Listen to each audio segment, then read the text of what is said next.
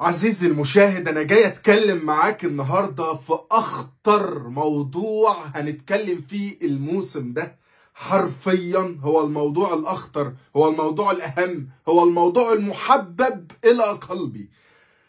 اضطرينا بعد وكسة فاركو، ولما شلنا 3-0 من فاركو في نفس ذات الوقت اللي أي مشجع أهلاوي فخور بيه بالنادي بتاعه وبيفتخر امام العالم كله انه وصل الى نصف نهائي كاس العالم وهيلاعب ريال مدريد. خسر او كسب من ريال مدريد تبقى اهبل، منتهى الهبل. لو مستني الاهلي يخسر من الريال علشان تطلع تحفل عليه وانت واحد خسران من فاركو 3، وانت واحد خسران من الاهلي ذات نفسه 3 برضه، وانت نفس البني ادم اللي براس معزه طلعت قلت بعد ما الاهلي كسب اوكلاند سيتي 3-0 قلت ان اوكلاند سيتي دي فرقه ضعيفه، مع ان انت نفس البني ادم اللي خسران من الاهلي 3-0 برضه. يعني انت كمان فرقه كحيانه بشهادتك انت. شهادتك انت يا فندم اللي قلتها بتقول ان احنا فرقه كحيانه، فما تجيش تقول لي بقى وتعملي فيها ان انت مثقف وتطلع تشتمني في الكومنتات، علشان انا عندي لسان زيك، انا قليل الادب زيك، ولكن انا فيا شويه كده ايه، بحب امسك نفسي للاخر. يعني انا فيا الداء ده، ما تلاقينيش بغضب بسرعه، تلاقيني محتاج وقت عشان اغضب. فلما هلاقي حضرتك بتشتمني في الكومنتات تفتكر انا هديك قيمة واديك من وقتي ثانيتين ان انا ارد عليك وانزل من مستوايا لمستواك يا اللي بتشتمني وارد لك الشتيمة؟ لا يا سيدي، ربنا يسامحك. انت بني ادم فاضي، انت ضيعت من حياتك دقيقة علشان تشتمني. ده انت بني ادم تافه، ده انا ما شفتش في تفاهتك.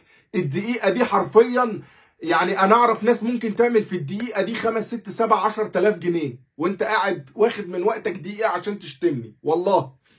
المهم عزيزي المشاهد، عزيزي المستمع، فكرة ان الناس شتمتني في الكومنتات او ان في 1 أو 2 بالظبط، هم 2 شتموني في الكومنتات، في ان انا كنت متضايق ان احنا خسرنا من فاركو. انت كنت عايزني اطلع اقول هي الله اكبر ظهر الحق خسرنا من فاركو؟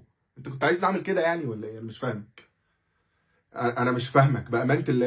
يعني انت كنت عايزني اطلع اقول كده هي الله اكبر فاركو ادانا على الاقل 3-0؟ عايزني اطلع افرح الفرحه دي عشان شلنا من فاركو 3؟ يعني انت متضايق ان انا متضايق ان خسرنا من فاركو 3؟ انا مش فاهمك، انت بتفكر بانهي منطقه في جسمك؟ انا مش عارف بامانه. ما انت لو بتفكر بدي انت بتقعد على ايه؟ ما برضو مش مقنع. المهم عزيزي المشاهد، عشان ما اخدكش بعيد عن موضوع الفيديو اللي انا حابب اتكلم مع حضرتك فيه النهارده، خليني اقول لحضرتك ان زي ما قلت لك هو موضوع مهم جدا يعني. وخليني بقى قبل ما اتكلم معاك في الموضوع المهم ارجع حضرتك بالزمن لورا شويه. فاكر حوار ابراهيم فايق؟ فاكر حوار الاستاذ خيري رمضان؟ طب فاكر الاستاذ تامر امين؟ طب فاكر شوبير؟ طب فاكر عمرو اديب؟ طب هتقول لي ايه ده؟ الناس دي اعلاميه بالجروح ودي وسائل اعلام وبتاع. اقول لك ايوه. فاكر بقى لما كلهم مره واحده كده قلبوا على مرتضى منصور وبقوا بيتكلموا في حقه كلام حقيقي، ان الراجل ده غلط وان الراجل ده بيشتم وان الراجل ده كل الناس بتخاف لا يطلع يشتمها ومش عارف ايه، مع ان الشتيمه ما بتلزقش يعني.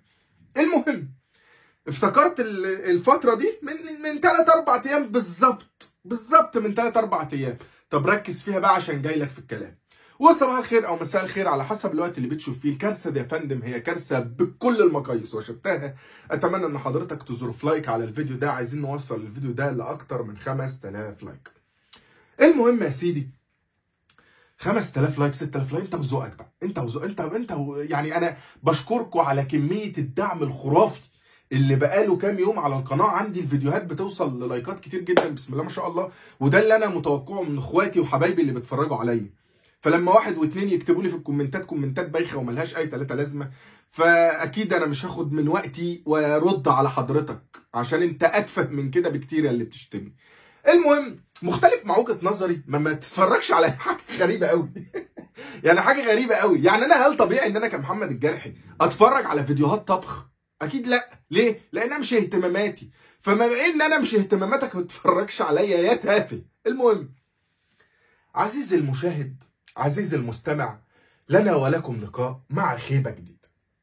بعد مباراة فاركو، وبعد ما حدث في مباراة فاركو وشلنا قبح 3-0، والناس كلها خدت بالها ان جيسوالدو فيريرا كان هو اللي قاعد على الدكة، وأسامة نبيه هو اللي واقف على الخط بيدي تعليمات للعيبة، وحاجة منتهى الزبادي خلاط.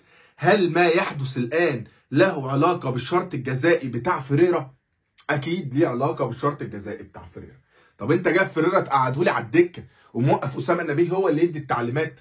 طب هل ده بالاتفاق مع فيريرا وأسامة نبيه؟ الله أعلم، دي مش قصتنا، ولكن احنا شفنا مشهد حرفيا منتهى البيبي ما كناش نتمنى ان احنا نشوفه. المهم، نيجي بقى للموضوع الجامد جدا.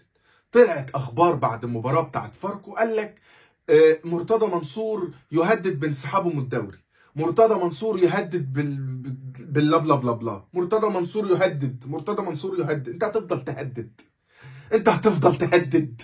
هو انت يا بتهدد يا بتشتم، ما بتعملش حاجه ثالثه. انت مفيش وقت عندك لحاجه ثالثه تانية تعملها غير انك تهدد وغير انك تشتم، والله، وغير انك تتكلم عن السحر والاعمال والشعوذه.